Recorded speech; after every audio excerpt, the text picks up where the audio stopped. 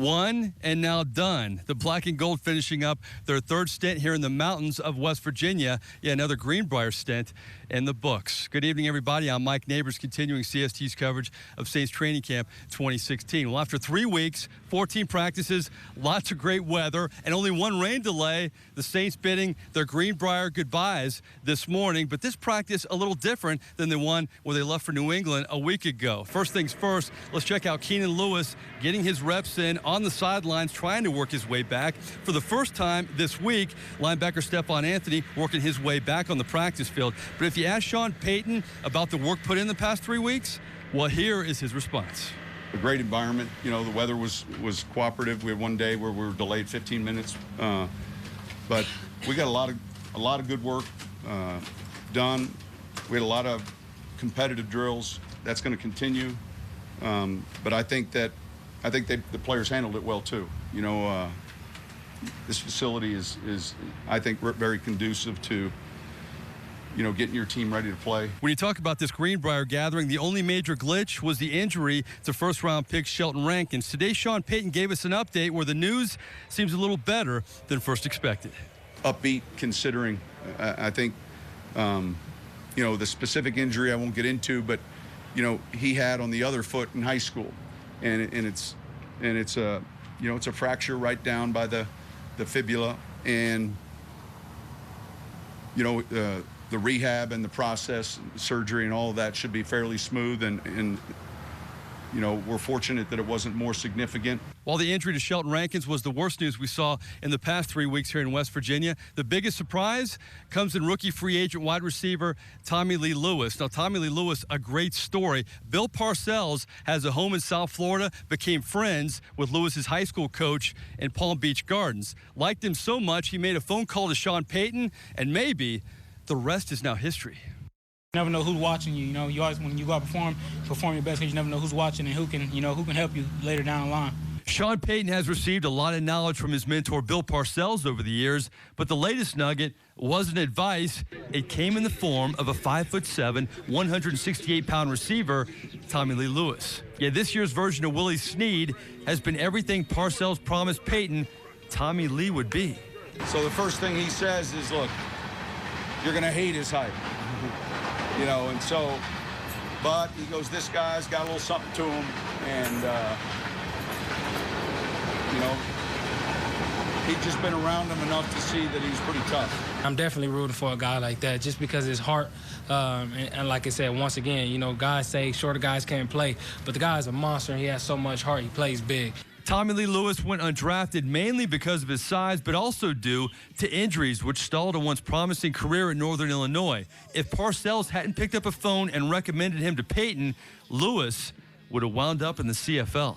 If it wasn't Bill's recommendation, he wouldn't be here, and I know he had an opportunity in Canada, and so I think he probably would have taken that Canadian League opportunity. That's the truth. Yeah. When I say not on the radar like at all. No longer in need of a passport, Tommy Lee Lewis has the CFL in his rearview mirror, where he's looking more and more like a lock to make the Saints. Lewis has caught everything in practice, and his play carried over to his first preseason game against the Patriots, where he chipped in with 3 catches, this jet sweep for a 2-point conversion, and Lewis was also a factor in the return game. So what does Parcells have to say about his man now? Yes, we communicate. He send me, we text back and forth here and there. He likes to text early in the morning, like 4 in the morning and stuff like that. But we send texts. He send me a text here and there. Just tell me keep pushing. A lot of little things, little tips and stuff. Expect the text to keep on coming, and expect Tommy Lee Lewis to keep on catching on. And as you would also expect, Lewis will never forget how it took one Hall of Fame coach to get him his shot at the big time. I mean, just his knowledge of the game. I mean, we had general conversation, and just from him knowing the game and knowing how things go, you know, he gave me a few tips here and there. Obviously, I trust Bill quite a bit and value so many different things. And so when he has a guy like that, you're talking about signing as a free agent, I'm like, yeah. And you know, we just had to wait and make sure he wasn't drafted, and then, boom, we were on the phone, and, you know, here he is. It'll be fun to watch Tommy Lee Lewis grow in the coming weeks here in training camp. Well, we're just getting started in our final show here at the Greenbrier. Coming up next, our nightly CST camp counselor, and it's a good one, arguably the best interview inside the Saints locker room. That would be right tackle Zach Strief.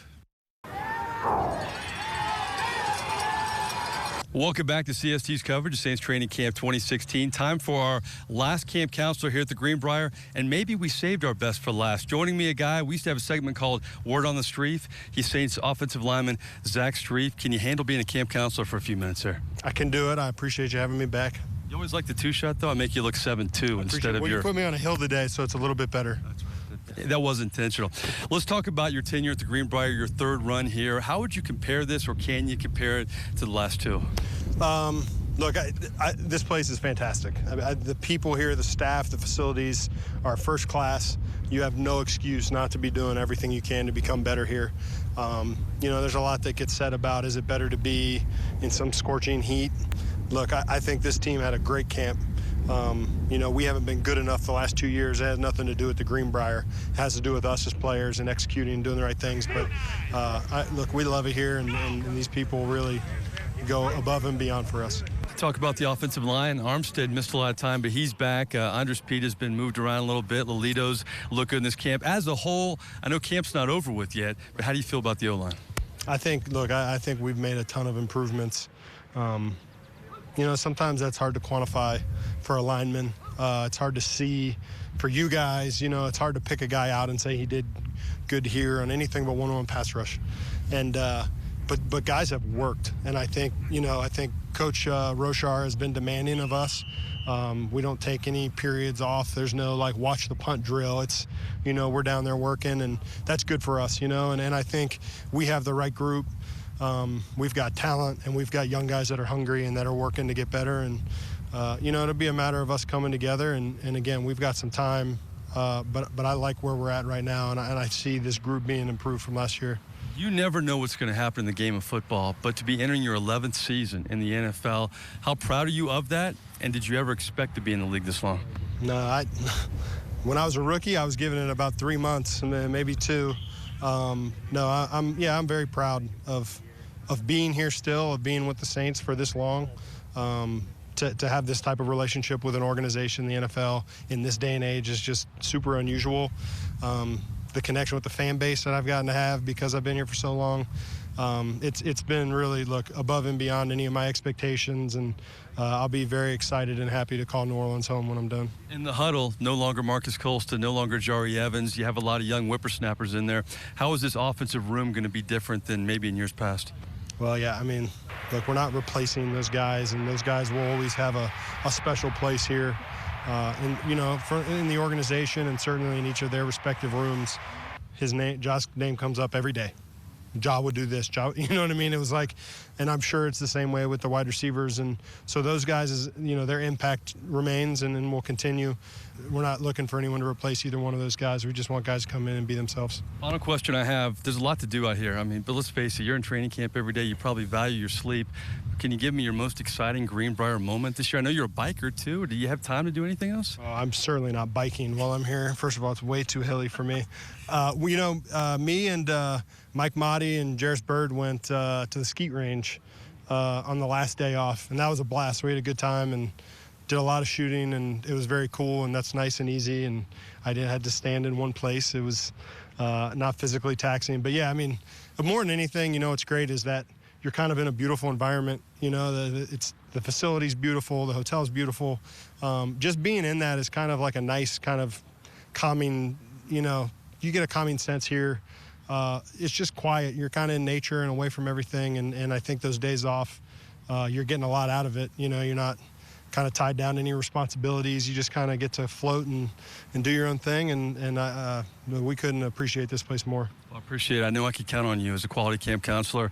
Enjoy the rest of camp, and the best of luck to you. Great. Thanks a lot. Thanks for having me. Zach Strief, always one of the best interview on this Saints team. Coming up, our final segment, your quote of the day. We're going to ask Sean Payton, does he want to return to the Greenbrier? Welcome back to CST's coverage of Saints Training Camp 2016, our final segment. You know what time it is. Time for our quote of the day. You know, the Saints contract here at the Greenbrier ends this year, so Sean Payton was asked today, will they be back? This has been outstanding, yes, and you guys have seen it now for the third year in a row. I just think it gives you a real secluded environment, which I think for a period of time, and that's why we've tried to split it and still have that training camp at home, you know, for our fans there. But it gives you so many. I think in today's game, it gives you all the things you're looking for from a teaching standpoint, and